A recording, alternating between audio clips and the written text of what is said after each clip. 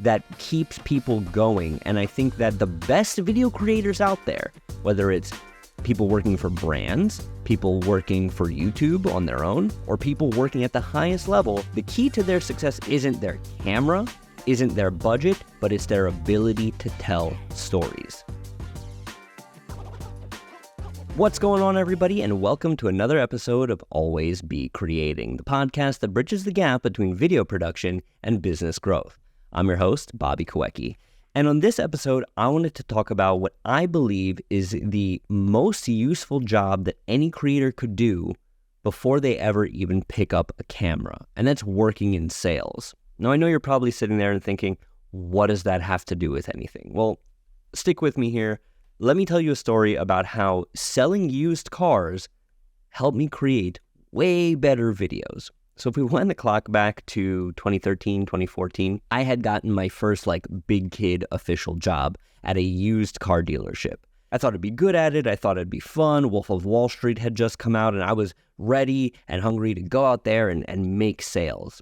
I still liked video on the side, and it was always my passion to get into film and do acting and stuff like that, but sales was going to pay the bills. And I learned more at that job about creating videos than I ever did in any of my time at film school. So I walk in there, and it is this old garage, basically, right? They had converted a garage into a used car dealership. So it's just a garage with desks and folding tables. It was something out of a movie. I will never forget this place. And it was filled with all of these ex-mortgage and stockbrokers, all these surly old dudes, all these caricatures of people. And there was a used car lot. And I was the youngest person there by probably 10, 11 years. I don't know what I said during the interview. This wasn't a friends and family hookup. I walked in one day, I answered a classified ad, and they were like, yeah, here's your desk, we'll see you come quota time. And immediately I was like, oh, what do I do now? And I quickly learned through the crucible of cold calling exactly what you do now. And everything I learned, starting with lesson 1, and that is to be more resilient when it comes to feedback, especially from people who you're presenting your product to for the first time, that helped guide my video production in the future. So let's dig into that. Cold calling is the number one thing, in my opinion, that every video creator should do at least for 3 months at some point in their life before they ever pick up a camera.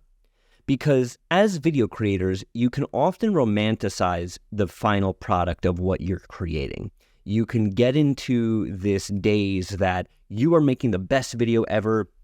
You could spend a lot of time on it, and you can put all this effort into it and making it exactly as good as it can. And then you put it out there and it'll get no views. Or somebody will leave a trolly comment that this is the shittiest video they've ever seen in their entire life. And it'll discourage you from making videos. If you had spent time cold calling, and the reason I want to wrap these two things together, the number one guy at the dealership that I worked at, and he was the number one guy for the entire almost 2 years that I worked there by a large margin as well, between him and the number 2 spot, made more calls than anybody else. And then I'll tie this in here to another kind of thing that I want to talk about.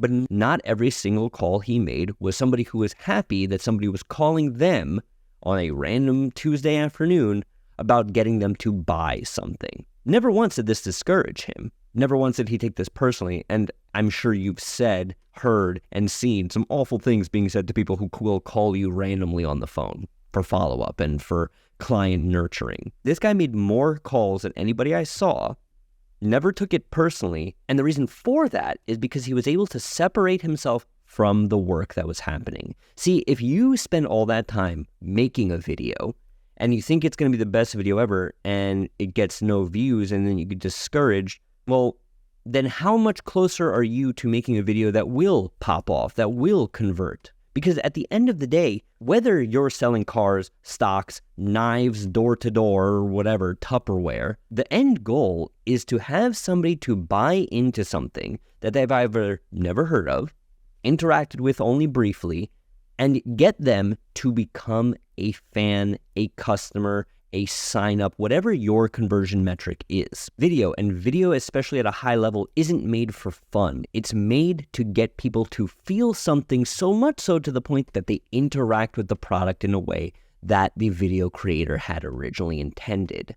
There's a reason that Super Bowl spots are so coveted when it comes to how much they cost, because people know that there's a very good chance that if you craft a video, you will get in front of millions and millions of people at bats or calls at once with the objective of converting them as customers. So I think that video creators need to get the skill set and become galvanized to the fact that not everybody will like your video. And not every video you make will be the best. You will only get to the place where more people are interacting with your videos positively and converting in the way that you want if you just keep making videos. Don't get discouraged and separate yourself from the work that you're creating. So number one, I think every video creator should make cold calls before they pick up a camera. Are you a video creator looking to set your work apart, whether it's in your own freelance business or for a brand? Then you should check out BAMX. BAMX has the best courses, communities, and live stream in the entire real estate community. And I know what you're probably thinking, Bobby, but you don't sell houses. Correct. But I also create videos for the #1 real estate media site on the internet. And my DMs get flooded with people asking me, Bobby, how do you make those captions? Bobby, how do you set up your podcast? Bobby, what camera do I use? I answer all of these questions and more in BAMX. More to the point, you get access to me and all the other BAM creators through our private Facebook group. This is a resource that I wish was available to me when I was just starting out, and I hope that you'll join us there and find value in it. Use code Bobby23 for 20% off. Now, let's get back to the show. So to piggyback off the first one, the second thing that I learned selling used cars that helped me create better videos was it helped me tell a better story. And that's not to say you should lie to anybody, but there are two very distinct ways of presenting information to people to get them on your side with something, right? There's a very famous lecture from Matt Parker and Trey Stone, the guys who created South Park, and they're giving like a college lecture or something to that. I'll link the video down below if I could find it. But essentially, the key takeaway of what they said was,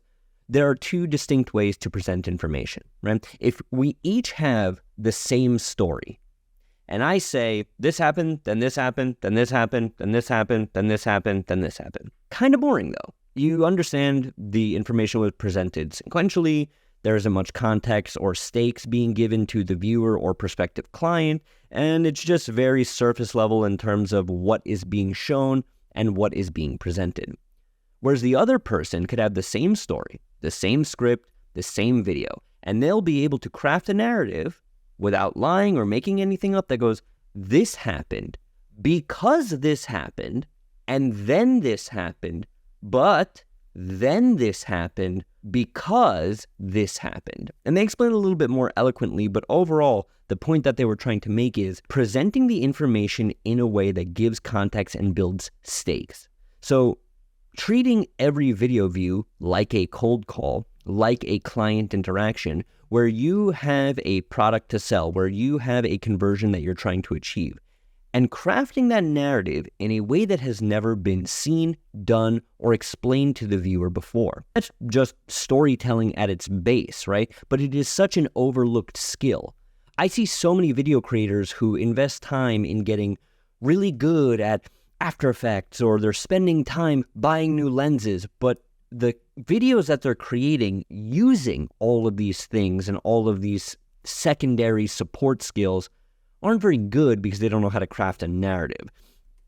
A great example of this currently is if you watch Ryan Trahan's videos on YouTube. They are, in my opinion, the best version of simplistic storytelling without a lot of flash that also continuously gets buy-in from the viewers, customers, specifically because how he presents the information, how he tells the story, and how he gets you on your side. I'll link a Ryan Trahan video down below that I think is absolutely phenomenal. It's a very silly one on its premise. He goes around to different restaurants and like orders crazy things off the menu, but you can't help but keep watching because of the story being told. So that alone, I think, is something that people need to build. The final example I'll give this, and why I think storytelling is such a great muscle to build doing sales reps or making videos, and this is at the grandest scale of them all, is think about your favorite movie directors, and I'll tie this whole thing together here. There are certain directors who have a very distinct style. If you watch their movie, you know it's them. And maybe that style makes up for a lot of lack of storytelling, right? If you watch a Wes Anderson movie, you know it's a Wes Anderson movie, and a lot of the pop and pizzazz and colors and symmetry make you want to watch, but the story is kind of fine, but you're so distracted by all of the set dressing. But a true storyteller, and the reason I think he's so popular, is somebody like Steven Spielberg. There's plenty of videos on the internet, but it's crazy that the same guy who made Jaws, also made Indiana Jones, also made Jurassic Park, also made Saving Private Ryan and Schindler's List, also made War of the Worlds and Minority Report. None of these movies have anything to do with each other thematically, but the person behind the camera is able to look at the information in front of them and assemble it in a way that is so compelling that you cannot help but keep watching, regardless of the subject matter is, right? A lot of great salespeople, if you can sell cars, you can sell stocks, you can sell insurance. It is that interpersonal storytelling bedrock that keeps people going. And I think that the best video creators out there, whether it's people working for brands, people working for YouTube on their own, or people working at the highest level, the key to their success isn't their camera, isn't their budget, but it's their ability to tell stories. So I learned that making cold calls helps you galvanize yourself against rejection when it comes to both sales and making videos. I learned that being in a setting where you're working interpersonally in a business that is client-based helps you become a better storyteller. And the final thing I learned selling used cars that I think would be so valuable to all video creators, whether you're a freelancer or you work for a brand or company in the media department, the production department, is that working in sales teaches you to work for yourself. Now, I don't want to sound like that's a contradiction, because you might very well be in a position where you work for a brand creating videos and you don't work for yourself, you work for a brand. But you also might be a freelancer who does work for themselves. Regardless of who you are, whether you work for a brand and you're on salary, or you're a freelancer and you're trying to hunt down jobs, always treat it as if you are working for yourself. That's not to say don't listen to your boss, but that's to say take a hyper-vested interest in the work being put out there, because it will reflect on you. Working in sales helps you build the discipline that if you don't make sales, well, then nothing happens and you don't get paid. Working in video teaches you that, well, even if I make a video, it might not perform well.